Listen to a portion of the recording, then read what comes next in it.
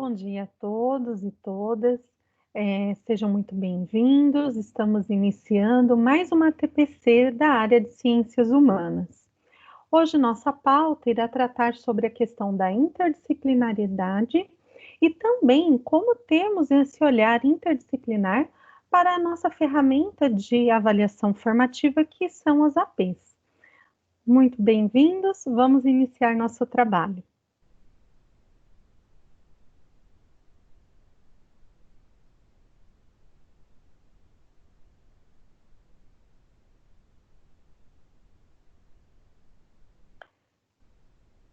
Então, mais uma vez, nosso tema de hoje, da nossa pauta, é o olhar interdisciplinar das APs.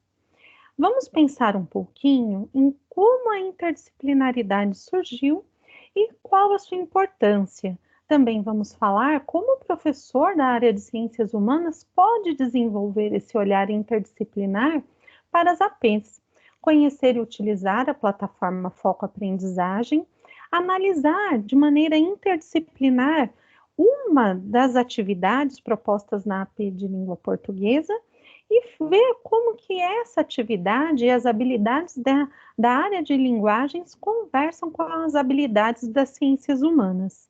Perceber que os dados da AP também vão nos auxiliar na área de ciências humanas, quando pensamos no desenvolvimento da competência de leitura e de escrita, uma vez que dentro da nossa área, sem uma boa leitura, sem uma boa interpretação de texto, fica muito difícil trabalhar as nossas disciplinas. Primeiramente, vamos falar um pouquinho sobre o surgimento da interdisciplinaridade. Ela surgiu lá no final do século XX, né?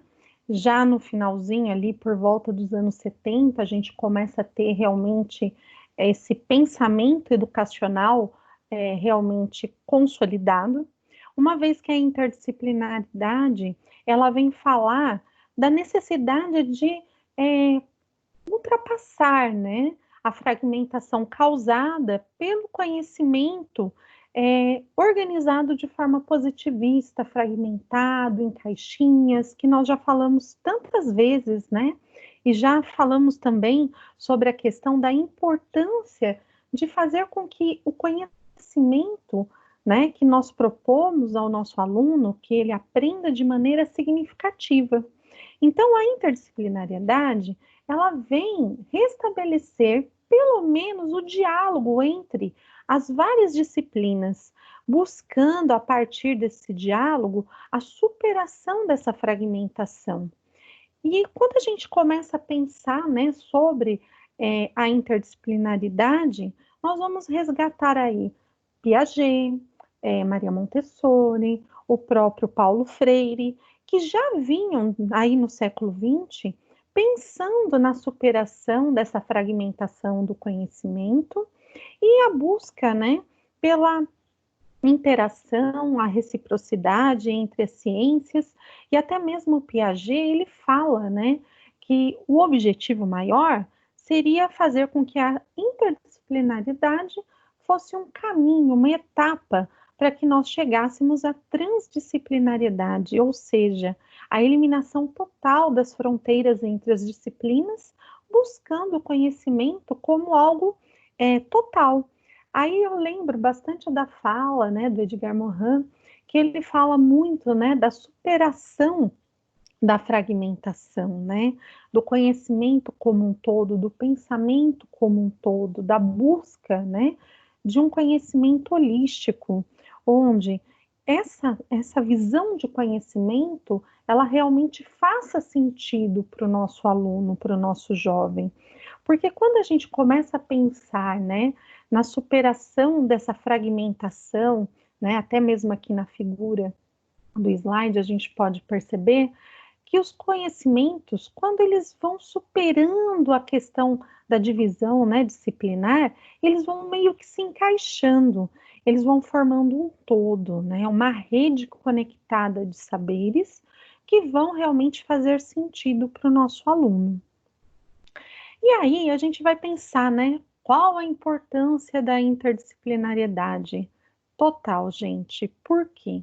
Vocês lembram que na última TPC que nós fizemos da DE, eu falei bastante para vocês sobre a questão de avaliação de uma perspectiva interdisciplinar. Então, quando a gente pensa na interdisciplinariedade, a gente está pensando em levar um conhecimento, né, para o nosso aluno aprender de maneira significativa, conectada, que faça sentido, que esteja alinhada ao seu projeto de vida, que possa realmente ser algo que ele veja, né, o conhecimento aprendido na prática do seu cotidiano, né, fazendo realmente uma conexão com a sua realidade.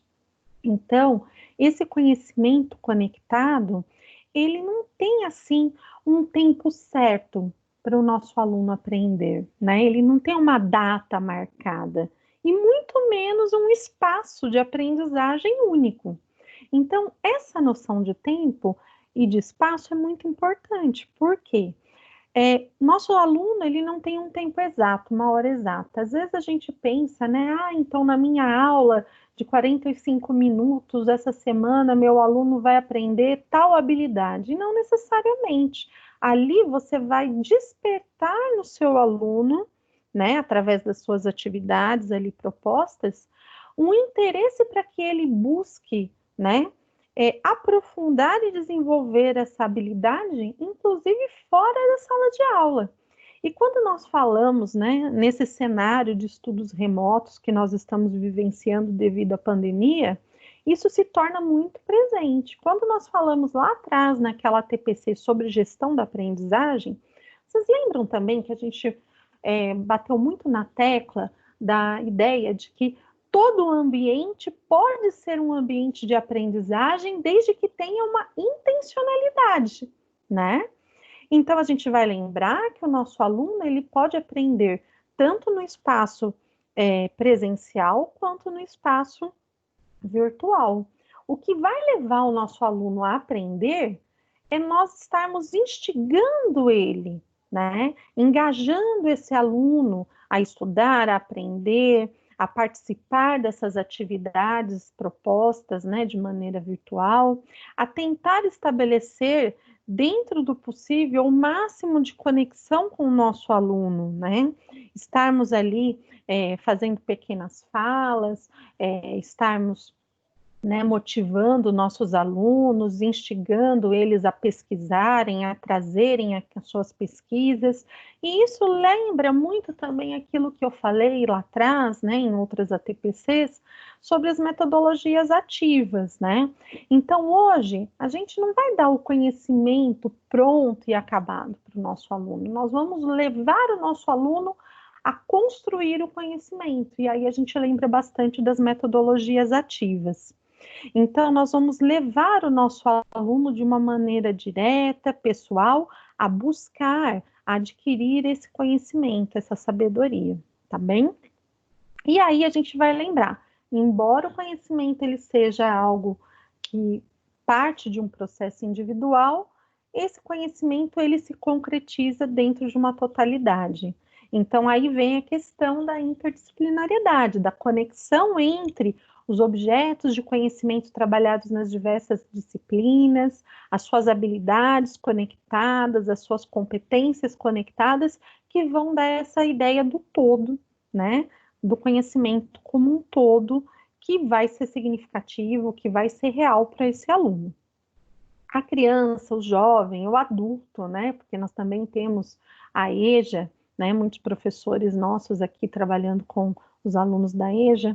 A gente tem que lembrar, né, que até a questão do novo currículo, né, tanto o currículo paulista do ensino fundamental quanto do ensino médio, que ainda está em fase, né, de elaboração, nós vamos lembrar que um dos pontos principais é fazer com que a aprendizagem esteja conectada ao projeto de vida do nosso aluno, porque assim esse conteúdo que nós estamos ensinando, esses objetos de conhecimento, essas habilidades, vão realmente ser significativas, né? Vão fazer uma conexão com esse projeto de vida e o nosso aluno ele vai se sentir mais motivado, mais engajado a participar aí desse processo das nossas aulas, a estar aceitando, né, de uma maneira mais ativa os roteiros de estudos que nós estamos trabalhando neste momento de pandemia e de pós-pandemia no retorno do presencial.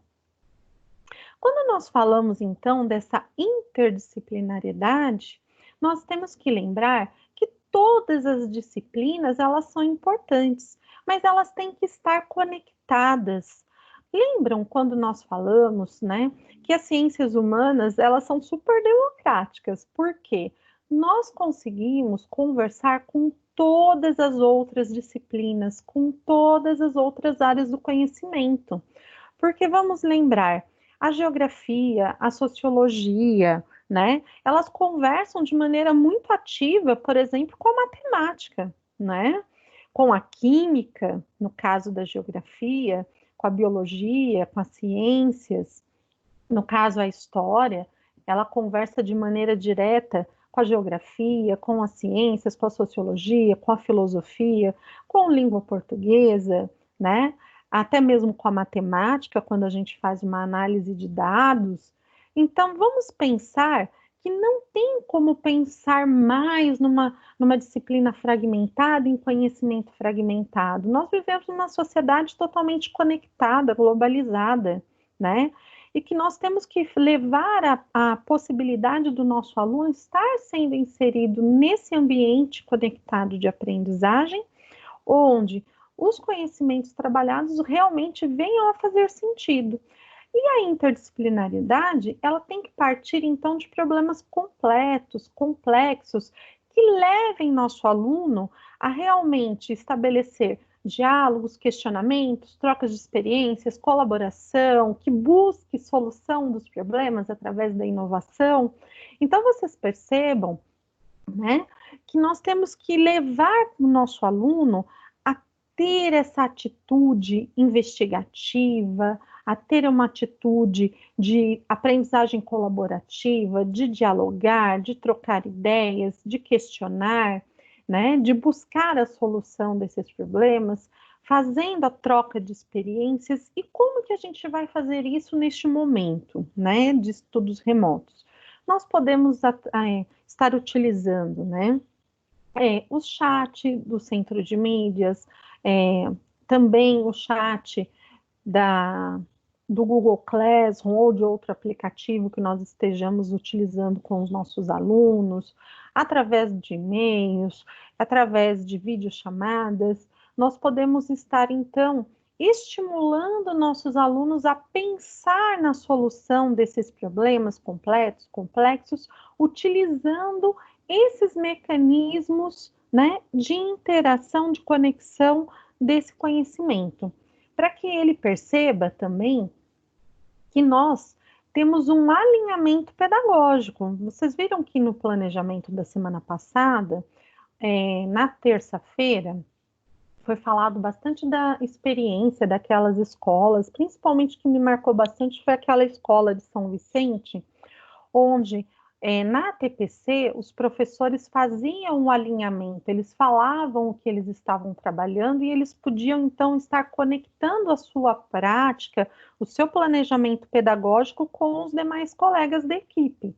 Então, nós conseguimos ali saber o que um colega está trabalhando, ver como que eu posso trabalhar em parceria, como que aquele conhecimento, aquela habilidade se conecta com a minha, e até mesmo para buscar ali uma forma de trabalhar as parcerias e também de buscar elaborar estratégias de avaliação interdisciplinar, também em parceria.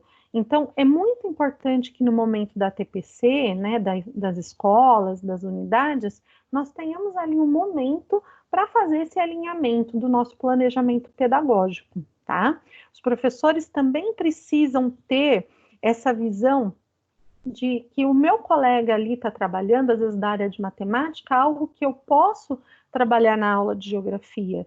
Ou então, o que o professor de língua portuguesa está trabalhando, o professor de história, o professor de ciências, ele pode trabalhar em parceria também. Então, a gente pode partir daí de aulas fantásticas, com planos de aula, com roteiros de estudo, que engajem ali o nosso aluno e ele veja a conexão entre as diferentes disciplinas. E aquilo vai materializando o conhecimento para ele, aquela aprendizagem, aquelas habilidades propostas se tornam reais. O professor também, ele deve ter flexibilidade em relação à aplicação dos conteúdos individuais, gente, isso é muito importante, porque às vezes a gente está preso ali no nosso plano, né, e a gente pensa assim, eu tenho que seguir todo esse cronograma, essa ordem dos objetos de conhecimento, e eu não posso, por exemplo, trabalhar com meu colega, por exemplo, de geografia, eu sou de história, trabalhar com meu colega de geografia, porque a ordem do objeto de conhecimento ali no currículo está diferente. Não podemos pensar nisso, gente. Nós temos que pensar no trabalho das habilidades. Tanto que vocês lembram que quando nós falamos lá do registro, no diário da sede, vocês lembram que eu falei que está organizado por blocos, né? Você tem ali as habilidades bimestrais que devem ser trabalhadas, mas você pode mudar a ordem do trabalho dessa habilidade ou do objeto de conhecimento se ele estiver alinhado a um projeto pedagógico interdisciplinar que você está fazendo ali com um colega, com outros professores. A única coisa é você colocar ali no seu plano de aula uma observação. Então, você pode, inclusive, retomar essa habilidade que você pegou de um outro bimestre, de um outro bloco de conteúdos, né? E estar trabalhando mais tarde novamente. Você pode retomar. Então, quando a gente pensa em trabalhar a interdisciplinariedade, a gente não pode ficar preso a essas ordens de conteúdos. A gente se fixa em habilidades, né? E vamos pensar sempre que é possível, é necessário, muitas vezes, para ter esse trabalho interdisciplinar, ter essa flexibilidade em relação a essa organização dos objetos de conhecimento. Nós temos que apostar em atividades lúdicas, então sempre buscar metodologias ativas, buscar coisas que sejam prazerosas para o aluno estar fazendo. Vocês lembram que também no planejamento foi bem falado a questão de que o alinhamento entre a equipe faz com que a gente não sobrecarregue nem o aluno e nem a nós mesmos com atividades que muitas vezes são maçantes, que são quantitativas e não qualitativas. Então, lembra quando eu sempre falo para vocês? O menos é mais, porque às vezes uma atividade bem elaborada, integrada, interdisciplinar, ela vai ser muito mais eficaz, muito mais significativa, muito mais prazerosa que o aluno faça, então ele se engaja, do que você encher ali com uma lista de tarefas, onde o seu colega também colocou lá uma lista imensa e o aluno ele acaba fazendo por fazer, ou às vezes nem entrega o que foi proposto, e aquilo se perde. Então, vamos pensar realmente em fazer um alinhamento dessa quantidade, né, de atividades, na proposta dessas atividades, se elas podem estar integradas, né, de uma maneira interdisciplinar com o conjunto da obra, né? É pensar a aprendizagem da turma em relação ao conjunto ali das disciplinas, né? Ao conjunto das áreas do conhecimento em relação ao ano em série, tá bem? E também, se possível, porque a gente sabe, né, muitas vezes das limitações, utilizar recursos digitais.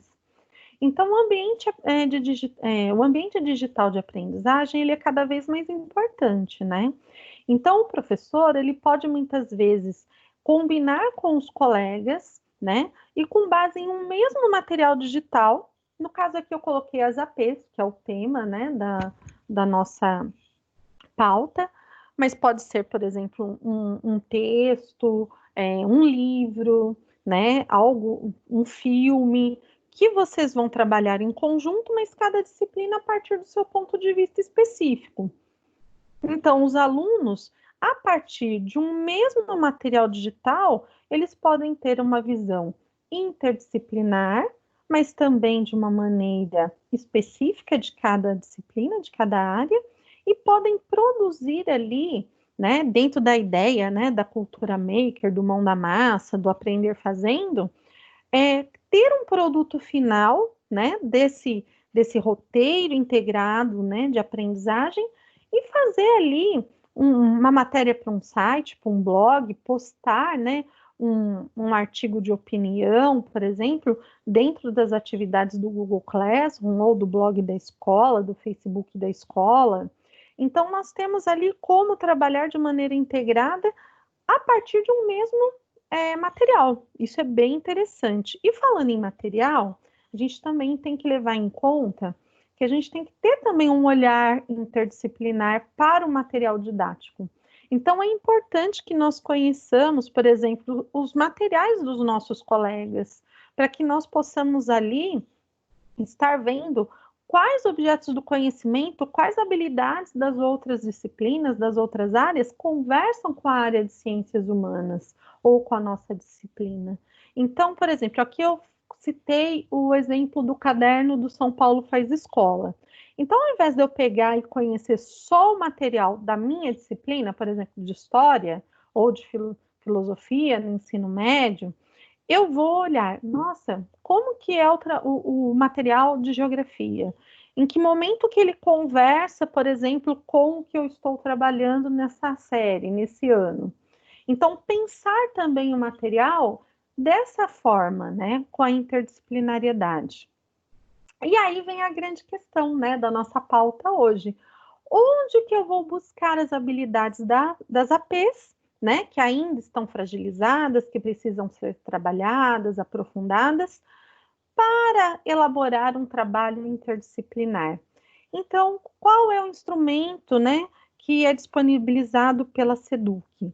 É a plataforma Foco Aprendizagem. Eu creio que muitos já tenham acessado, né, principalmente os professores da área de linguagens, da área de exatas, mas nós da área de ciências humanas, às vezes começamos a pensar, nossa, mas como que eu posso utilizar essa ferramenta? Então, vamos lá.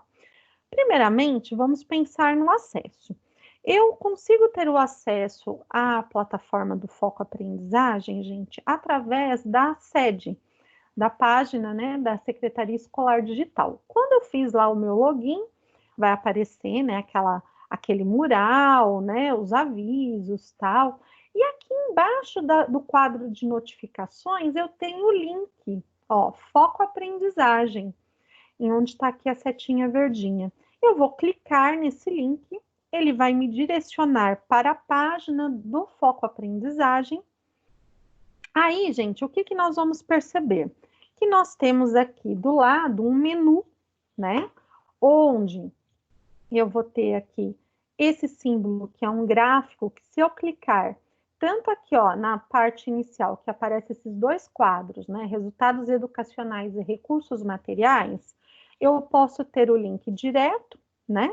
Para o mapa de habilidades. Eu clico aqui, aparece todas essas abas aqui para mim.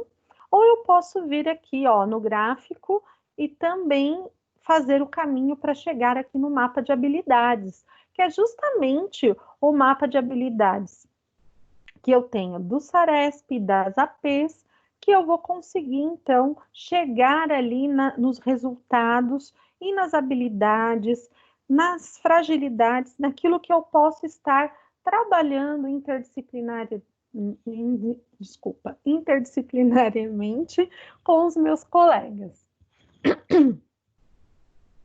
Perdão.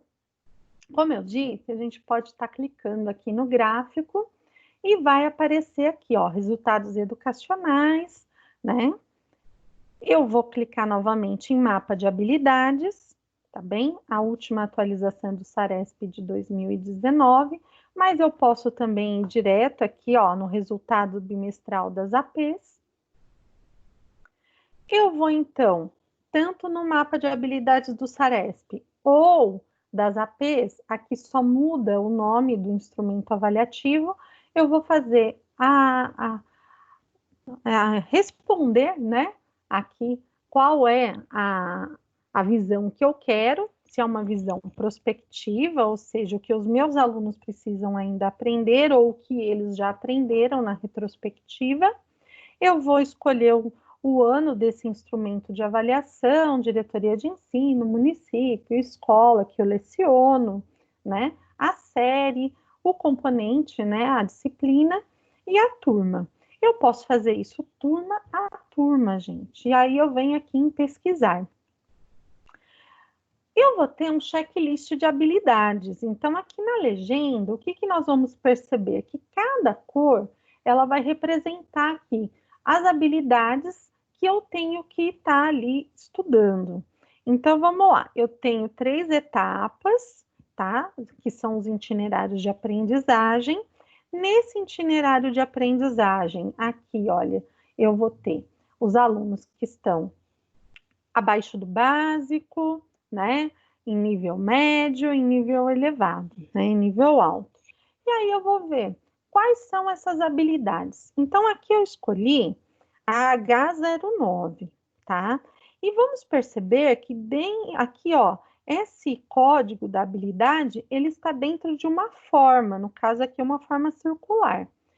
Cada forma, ela corresponde a um tópico, né? Então, olha só que interessante, eu tenho um checklist de habilidades com grau de domínio, né? Baixo, médio e alto. Cada cor da planilha aqui, ó, eu vou ter habilidades em vermelhinho que eu tenho que priorizar, em laranja, retomar, em amarelo, complementar e verde, eu posso aprofundar, eu posso ir adiante.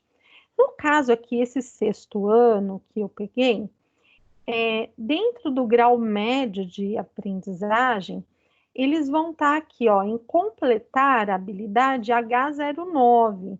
E a forma, ela vai trazer a habilidade estruturante. Olha aqui, ó, reconstrução dos sentidos do texto. Vamos adiante.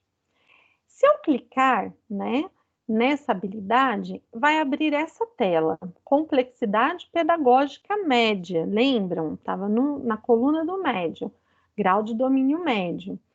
Aí eu tenho H09, localizar itens de informação explícita relativos à descrição de características de determinado objeto, lugar ou pessoa em um texto. E aí eu tenho aquela forma, lembra o circular?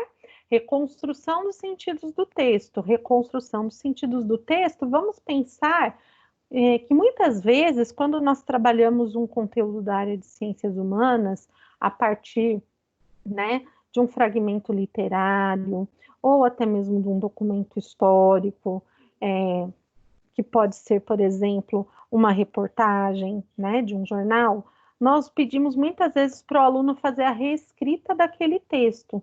Então, ele vai reconstruir os sentidos do texto a partir da sua perspectiva, do seu entendimento, da sua interpretação.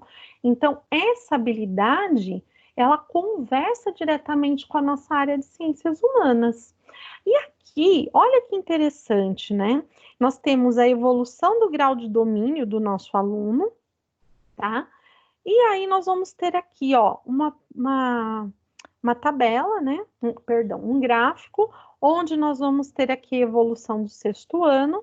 Então, vai aparecer nos resultados aqui quantos por cento, né, da classe conseguiu atingir a essa expectativa de aprendizagem, a essa habilidade, tá bem? Então, a gente consegue ter esse mapa da nossa turma, dos nossos alunos. E aí, só para a gente pensar um pouquinho, né? A partir daquelas informações, de quais habilidades, de quais competências, né, que nós temos ali, que o nosso aluno ele já adquiriu ou não adquiriu, ou precisa reforçar, precisa retomar, nós podemos pensar de uma maneira interdisciplinar como que nós podemos trabalhar isso em parceria da nossa disciplina com as demais. Então, vamos lembrando, né? A AP é uma avaliação formativa, é uma avaliação em processo. Dentro da área de língua portuguesa, do 6º ano do ensino fundamental, nós temos ali no caderno de orientação do professor, quais são as habilidades que estão sendo trabalhadas naquela prova em sua totalidade. questão, localizar informação explícita em um texto, identificar a finalidade de um texto, identificar tema em um texto. Olha, todas habilidades que conversam perfeitamente com a área de ciências humanas. Aí nós temos reconhecer o efeito de sentido na utilização de pontuação e outras notações em um texto, identificar marcas de variação linguística em um texto, isso muitas vezes a gente usa nas ciências humanas também. Estabelecer relação de sinomínia, né, entre palavras e expressões em um texto, distinguir fato de opinião em um texto, né, isso daqui bem importante também. Mas em relação aos exercícios que eu escolhi desta PEN, né?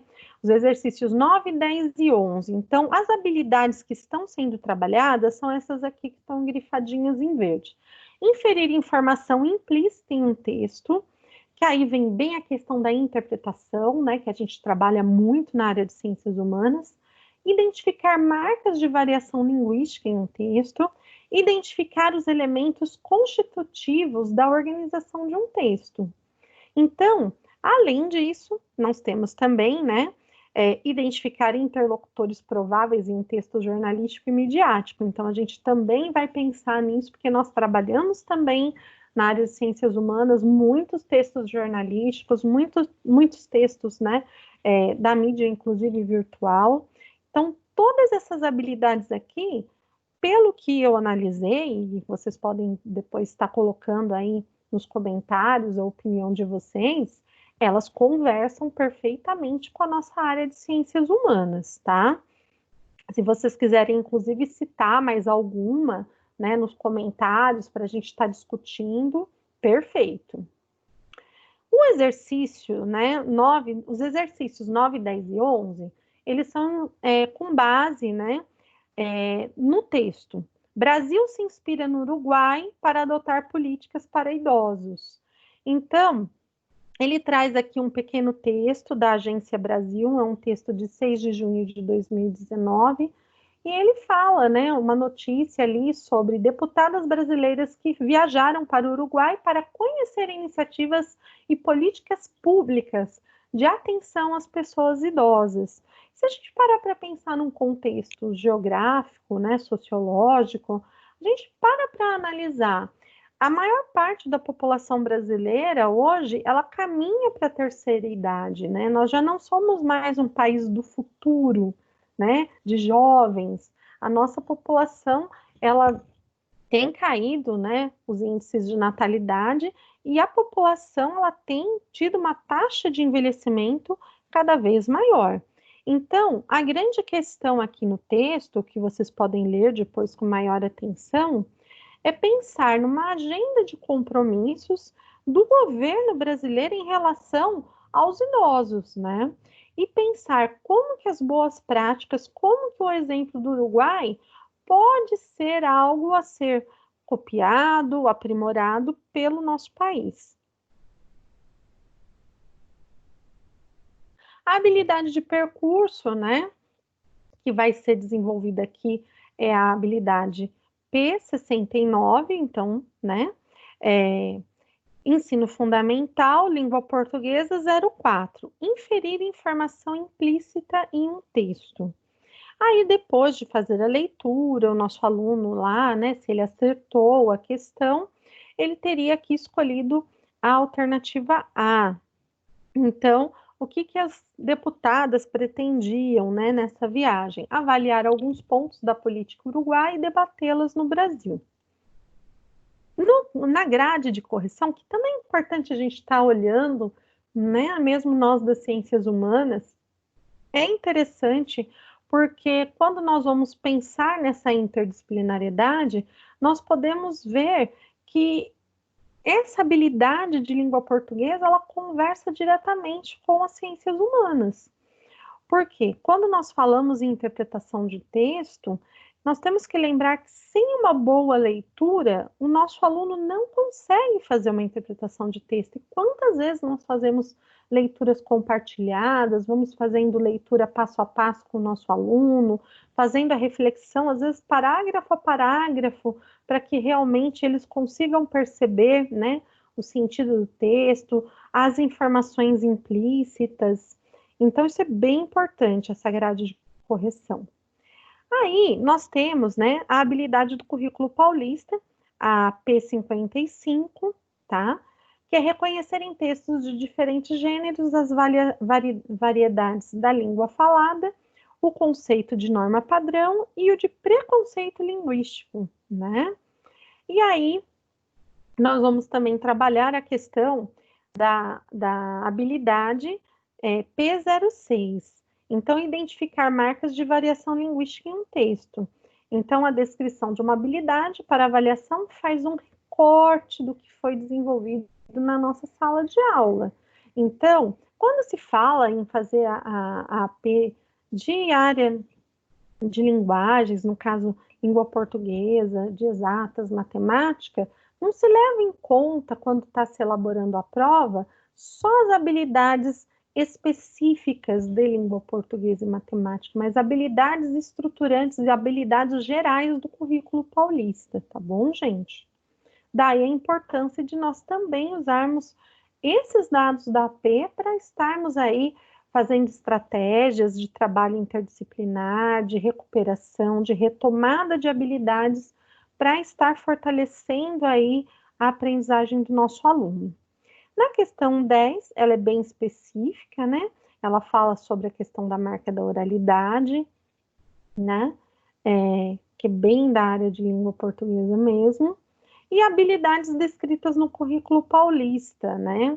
Habilidades específicas, analisar a partir do contexto de produção, a forma de organização das cartas de solicitação e de reclamação, né? Então, a gente, muitas vezes, na área de ciências humanas, né, aquelas cartas do leitor, né, nas revistas, nos jornais, isso é bem importante. Inclusive, tem muitos professores da área de ciências humanas que são assíduos, né, escritores destas cartas, que são super importantes para a gente estabelecer uma reflexão sobre a sociedade, né, que nós estamos vivendo. Também nós vamos falar sobre os gêneros textuais. Vocês percebam, principalmente nos livros de história do ensino fundamental, muitas vezes eles têm começado ali o trabalho tratando de caracterizar os gêneros textuais, né, que vão ser utilizados também no trabalho com os textos históricos, com os documentos históricos, para que o nosso aluno ele saiba identificar a diferença de um gênero para outro, tá? Isso é bem interessante. Aí a gente já vê um pensamento de material interdisciplinar. Também temos a questão, né, da habilidade proposta na AP, identificar elementos constitutivos da organização de um texto, ou seja, né, a questão da organização do texto, o título, o tema, a introdução, o desenvolvimento, a conclusão, são todos fatores essenciais quando a gente faz essa leitura, né, mais trabalhada, ou propomos para o nosso aluno a produção de um texto, ele tem que ter em mente essa habilidade, porque é essencial, é estruturante. Aqui nós temos a grade de correção. E vamos falar um pouquinho de maneira prática, né? Em relação à história e geografia, para não ficar muito longo, não ficar cansativo, eu me apeguei à prova do sexto ano do ensino fundamental, então eu vou fazer essa análise interdisciplinar com vocês a partir de história e geografia e língua portuguesa, mas pode ser feita com a área de matemática, né? Pode ser feita de outros anos e séries também, tá bom? Então, nós vamos buscar aqui quais habilidades das ciências humanas, especificamente no caso aqui de história, que conversam com essas habilidades da AP de língua portuguesa, dos exercícios 9, 10 e 11 que nós acabamos de analisar.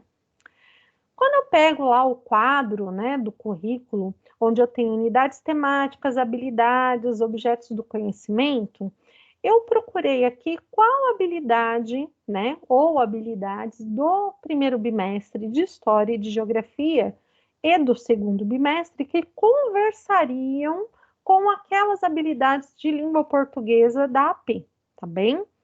Então, lembrem que o texto, ele fala ali, né, sobre uma viagem de parlamentares brasileiras indo ao Uruguai para se inteirar das políticas públicas para os idosos, né?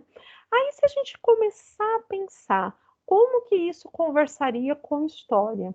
O Uruguai é um país sul-americano, então, vamos pensar no seu contexto histórico, né? Vamos pensar em fontes históricas para entender um pouquinho da história sul-americana e as relações históricas entre Brasil e Uruguai. Então, buscando, eu poderia estar buscando a habilidade, né, do ensino fundamental de história, a 10, 2A, né? Onde eu poderia estar trabalhando a questão dos registros da história e da produção do conhecimento histórico. Eu poderia estar mostrando para o meu aluno que aquela reportagem, ela também é um documento histórico, ela é uma forma de registro, né, de um fato. Então, eu poderia estar trabalhando a questão da conceituação das fontes históricas. No segundo bimestre, pelo quadro de habilidades, de objetos de conhecimento, eu poderia estar trabalhando 3 habilidades, né? Duas unidades temáticas, né? A invenção, perdão, uma unidade temática, perdão, né? Uma unidade temática, que é a invenção do mundo clássico e o contraponto com outras sociedades. Essas outras sociedades aqui a gente poderia falar das sociedades nativo-americanas, no nosso caso aqui da questão, e trabalhar essas 3 habilidades, a HI 07B, HI 08A e HI 08B.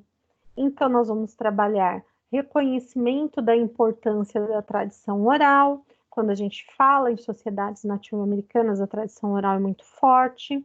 A questão da sua cultura material, através dos objetos, né? E a questão da transmissão da memória, né? Na 8A, nós podemos falar sobre a questão do estudo dos mapas, né? Dos territórios ocupados pelos povos pré-colombianos, pelos povos nativos brasileiros. E na 8B, falar novamente sobre a questão dos documentos visuais e escritos, né? Que podem caracterizar as sociedades nativo-americanas, né? Os aportes tecnológicos, culturais e sociais. Então, nós vamos ter como objeto de conhecimento, no caso aqui daqueles exercícios 8, 9 e 10, o foco na questão dos povos pré-colombianos, nos povos nativo-americanos. Aqui eu vou falar um pouquinho de alguns exemplos de atividades possíveis em história, que são exemplos, né? Vocês podem, inclusive, aí nos comentários, estar citando outras possibilidades de trabalho, né? Que nós poderíamos desenvolver na disciplina de história, fazendo a conexão com aquele texto trabalhado na AP de língua portuguesa. Então, aqui eu tenho 5 sugestões, né? Que vocês poderiam estar partindo daqui para estar fazendo aí as suas próprias atividades. Pesquisar e identificar os povos pré-colombianos, né, que viviam na região dos atuais Brasil e Uruguai, suas características em comum, suas diferenças, né? Por que essas populações elas acabaram sendo marginalizadas nesse processo de ocupação colonial?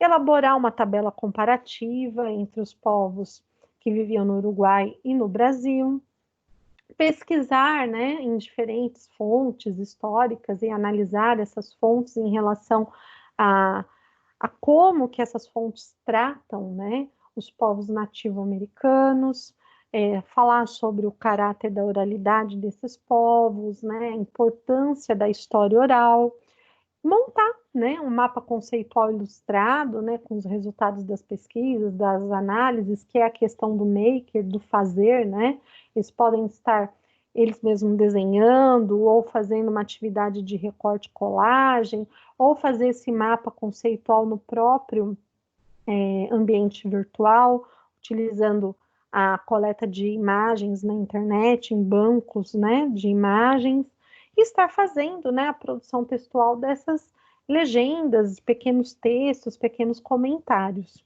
Também podiam pesquisar e analisar dados históricos da ocupação do território brasileiro e uruguaio, como que se deu o processo de marginalização socioeconômica, né, dos descendentes dos povos autóctones. Também aqui é muito legal a gente pensar na legislação, né, na Lei 10.741, de 1º de outubro de 2003, que é a lei do Estatuto do Idoso no Brasil, como que essa lei apresenta, né, os direitos de cidadania da população idosa brasileira, se o aluno ele conhece, se ele concorda, como que a gente pode, né, apontar esse envelhecimento brasileiro, né, da população brasileira em relação à qualidade de vida e cidadania dessa parte da população, pensar, né, em qualidade de vida e cidadania para os que estão ainda em processo de envelhecimento, né, e até mesmo pensar, né, como que os alunos se veem, né, na terceira idade, quando eles alcançarem essa faixa etária. E também, por último, aqui eu coloquei uma produção de texto, porque a gente tem que lembrar que sem a competência leitora e escritora fica extremamente difícil avançar em qualquer área do conhecimento. Então, principalmente nas ciências humanas, essa competência leitora e escritora, ela é essencial, ela é estruturante, né? Daí a importância da gente estar realmente estabelecendo um diálogo com a área de linguagens. E aí fica aqui, né, uma pergunta disparadora para essa produção de texto. Quais atitudes podemos ter hoje para assegurar uma melhor qualidade de vida à população idosa? Então, essas aqui são apenas algumas sugestões, tá? Que vocês poderiam estar partindo delas para estar aí elaborando, né, alguma atividade interdisciplinar, aproveitando, né, os dados, os exercícios, as habilidades propostas naqueles 3 exercícios da AP. Em geografia, gente, como que a geografia ela pode conversar com essas habilidades, né, da AP? Aqui, olha, no quadro de geografia, eu peguei 2 habilidades do primeiro bimestre, né? Onde o sujeito e o seu lugar no mundo é a unidade temática, a habilidade de geografia 14 e 15, onde nós temos a questão da análise, né, do papel de grupos sociais com destaque quilombolas, indígenas, né? Entre outros, na produção da paisagem do lugar e do espaço geográfico em diferentes tempos. E a 15, elaborar hipóteses para explicar as mudanças e permanências ocorridas em uma dada paisagem em diferentes lugares e tempos. Então, o objeto de conhecimento é a identidade sociocultural, então a gente pode trazer isso para a questão dos povos pré-colombianos, povos nativos americanos, a questão até mesmo da identidade sociocultural dos uruguaios e dos brasileiros, fazendo então essa análise. No segundo bimestre, aqui eu tenho outra unidade temática, que é formas de representação e pensamento espacial. Então, eu tenho a habilidade de geografia 20, 22 e a 24, que aí ela vai trazer mais para a questão da cartografia, né? Então, é fazer a questão do entendimento, né, de fenômenos sociais, naturais, e representá-los de maneiras diferentes a partir da elaboração, interpretação, análise realmente significativa da cartografia. Então, eu levo o meu aluno a conhecer, né, os elementos, né, essenciais da ciência cartográfica, sua linguagem, como que ele vai, então, estar trabalhando esse primeiro contato com esses mapas temáticos. Então, a gente pode estar trazendo a questão da análise de um mapa de demografia, sobre envelhecimento, né, populacional, sobre a questão da ocupação dos povos nativo-americanos por região. Então, é a questão de trazer um entendimento daquele texto a partir de um enfoque cartográfico, tá bem? E sugestões de atividades possíveis em geografia. Como eu disse, a gente parte aqui de algumas sugestões, mas vocês também têm total liberdade para estar criando suas próprias atividades, inclusive compartilhando. Seria bem interessante se vocês pudessem, inclusive, aqueles professores que aceitaram, né, o convite de participar do nosso grupo, né, de Ciências Humanas no Facebook, estarem compartilhando essas atividades que vocês elaborarem, sugestões, né, de atividades interdisciplinares com os nossos colegas lá no grupo, né? Isso é bem bacana para a gente fazer aquela montagem do nosso banco, né, coletivo de atividades. Lá eu tenho postado vários mapas conceituais, algumas indicações de livros, de sites, de outros grupos, inclusive de ciências humanas, que vocês podem estar também participando, para a gente aumentar essa interação, essa conexão da nossa área, tá bom?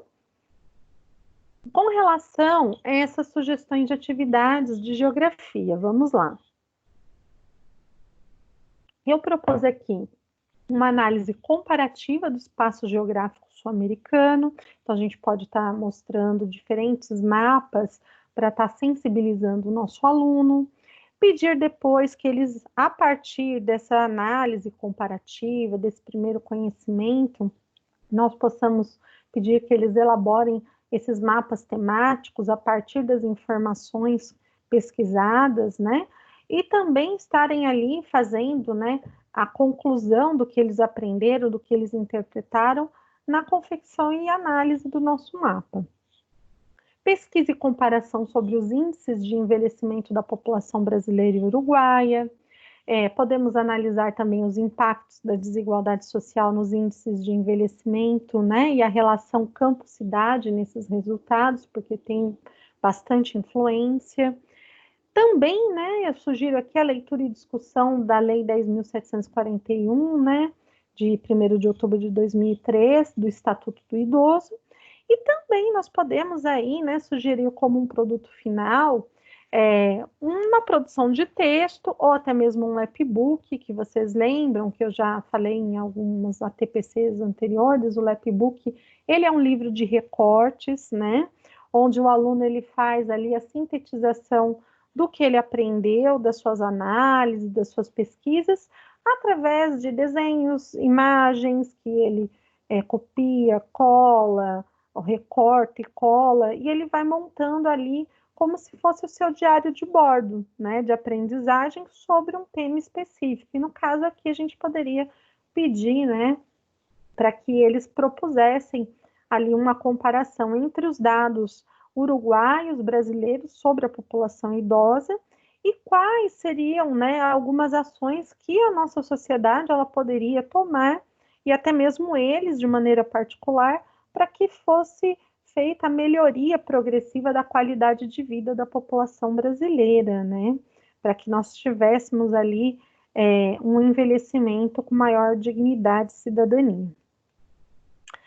Para finalizar, gente, eu só queria voltar um pouquinho na plataforma Foco Aprendizagem, porque nós temos também esse link dos recursos imateriais, né? Então, quando a gente acessa aqui recursos imateriais, principalmente para o pessoal do ensino médio, lá ainda está disponibilizado aqui, ó, as matrizes de avaliação processual, aquelas brochurinhas onde eu tenho as habilidades e os objetos de conhecimento que ainda estão sendo trabalhados até a implementação aí do novo currículo paulista do ensino médio. O site da plataforma Foco Aprendizagem, como vocês já devem ter visto em algumas falas aí do secretário, ele vai ser reformulado. Mas é importante que a gente já tenha aí uma familiaridade com esse site, porque aí a gente vai conseguir perceber as mudanças, as atualizações. Nessa parte de recursos imateriais, eu também tenho. Aqui foi uma desconfiguração do próprio site, a hora que eu fiz o print, mas aqui são as matrizes de avaliação, de referência da avaliação do SARESP, que é interessante. Para os professores coordenadores, aqui eu tenho os documentos de acompanhamento das aulas, aqueles protocolos de acompanhamento, os modelos. que inclusive o professor pode acessar e pode ver também, né, como que se dá esse processo de acompanhamento das aulas, e eu tenho o link aqui para a plataforma do Currículo Mais, onde eu vou encontrar vídeos pedagógicos, sugestões de planos de aula, né, que são inclusive elaborados por professores da própria SEDUC, né, da nossa rede. Então é bem interessante que a gente conheça essas plataformas, né, que nós conheçamos quais são as oportunidades de trabalho interdisciplinar.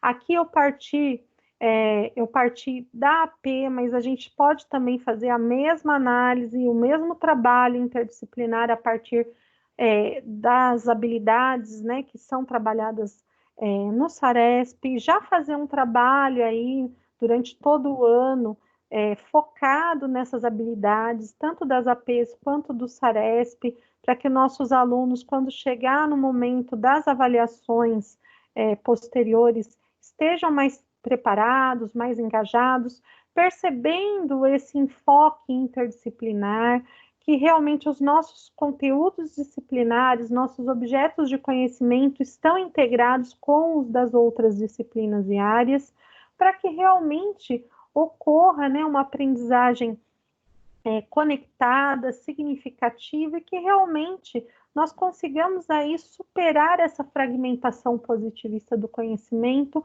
porque nós temos aí um alunado, né, totalmente diferente daquele do final do século XX. Então, quando se pensou no conceito de interdisciplinaridade, nessa superação da fragmentação dos conhecimentos, dos conteúdos, das disciplinas, imaginem agora, em pleno século XXI, que nós estamos vivendo de maneira brutal, né?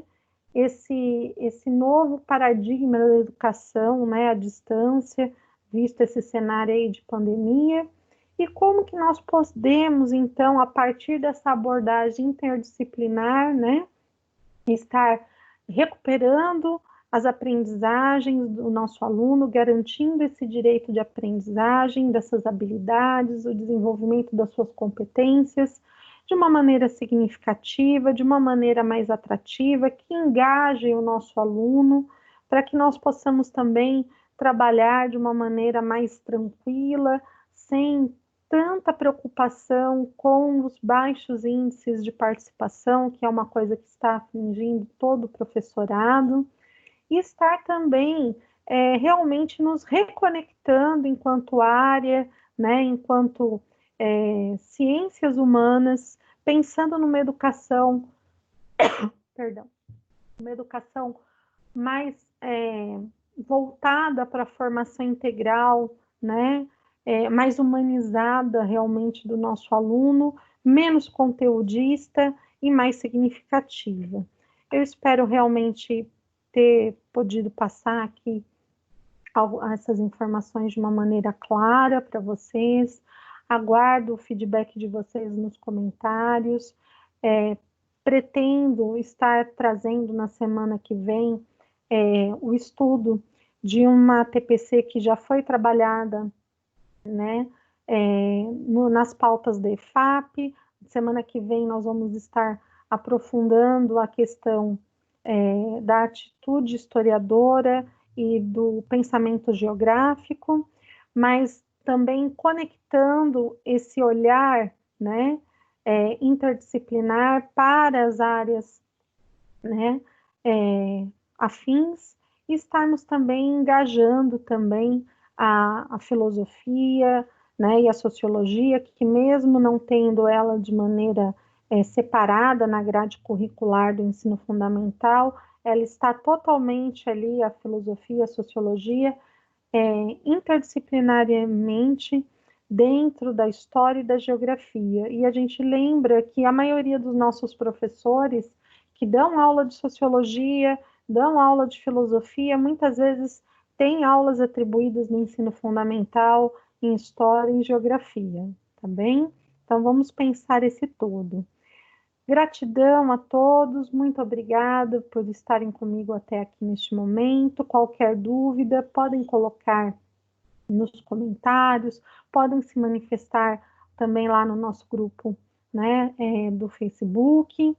como material de apoio para estar ajudando vocês a estarem elaborando, né, planos de aula aí de uma maneira interdisciplinar, também a partir das APs, né, no caso de língua portuguesa, matemática, eu vou estar colocando esse material de apoio e o PPT, né, da nossa TPC de hoje no site da Diretoria de Ensino. Muito obrigada, até a semana que vem, e eu espero que todos fiquem bem.